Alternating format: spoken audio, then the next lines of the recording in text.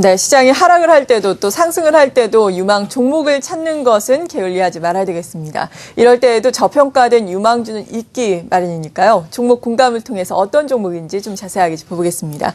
유진투자증권 명동지점의 강영민 연구원과 함께합니다. 안녕하세요. 네, 안녕하세요. 네, 먼저 오늘은 어떤 아이디어를 통해서 유망 종목을 선정을 하셨나요? 이번 주도 계속 실적에 관련해서 지금 종목을 계속 선정을 해봤는데요. 네. 최근 기업들 실적 발표와 함께 IR을 진행을 하고 있습니다.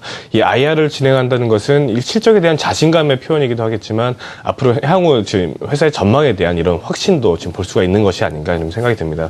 그런 의미에서 어제 잠정 실적 발표를 했었고 IR까지 애널리스트 상대로 IR까지 진행했던 그런 기업에 대해서 소개를 해드리겠습니다. 네, 또 실적이 나왔을 것 같은데 어떤 네. 기업이었나요? 오늘 소개해드릴 기업은 쌍용 자동차입니다. 네. 많이들 아실 기업이라 좀 생각이 드는데요. 우선은 쌍용 자동차에 대해서 좀 설명을 좀 드리게 되면 1962년도에 설립이 돼서 1975년도에 거래소에 상장이 된 기업입니다. 현대기아차, GM대우, 그리고 르노 삼성 자동차와 함께 대표적인 한국 자동차 메이커라고 볼 수가 있겠고요.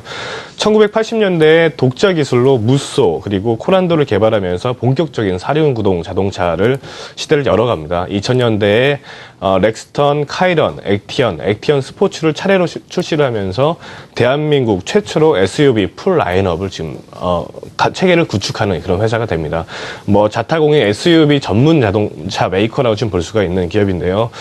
아시다시피 쌍용 자동차는 여러 우여곡절이 있었습니다. 그러면서 주인이 여러 번 바뀌게 됐었는데요. 쌍용 그룹에서 98년 대우 그룹으로 그리고 2004년도에는 중국 상하이 자동차 그룹으로 지금 편입이 됐었죠.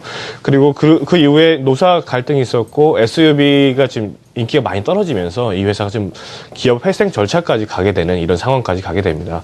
2011년도에 현재 마힌드라라는 인도의 그룹으로 지금 인수가 되면서 지금 재개를 지금 노리고 있는 지금 상황이다라고 좀 설명을 드릴 수 있겠습니다.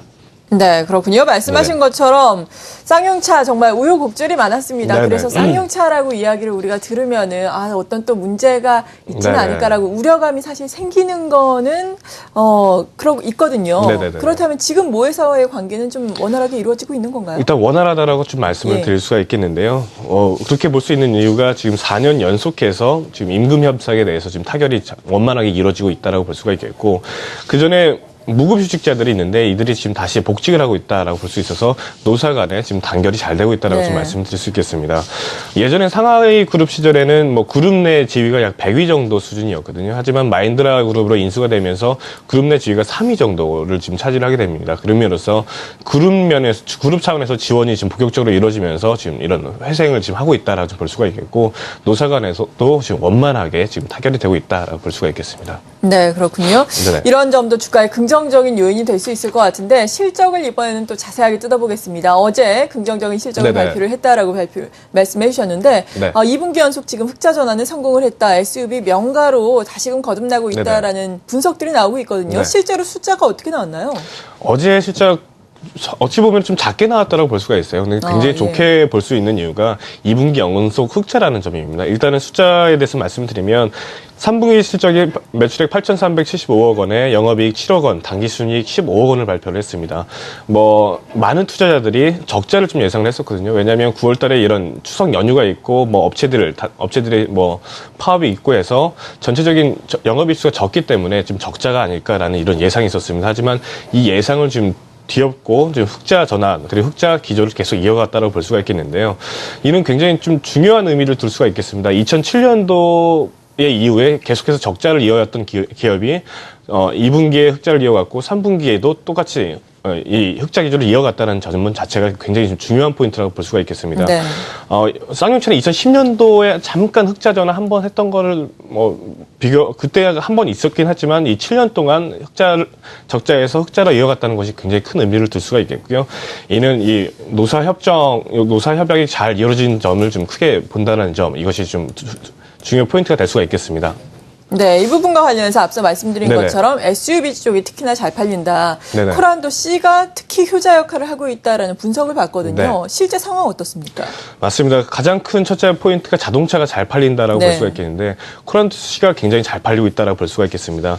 1월부터 9월까지 쌍용차의 SUV 자동차 판매량은 지난해보다 약 38%가 지금 증가한 42,302대를 지금 기록을 하고 있습니다.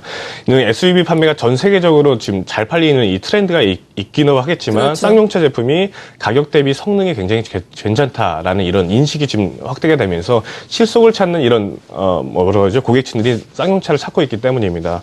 여기에 더해서 최근 5년간 최고 판매 대수를 지금 기록할 것으로 예상이 되고 있습니다.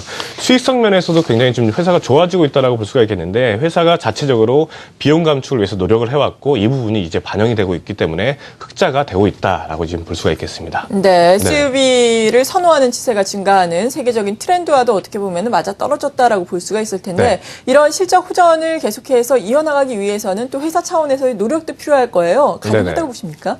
회사 차원 노력도 필요하겠지만 예. 앞으로 좀 향후 전망도 좀 굉장히 좋을 것으로 그래서 좋을 것으로 예상이 되고 있거든요. 예.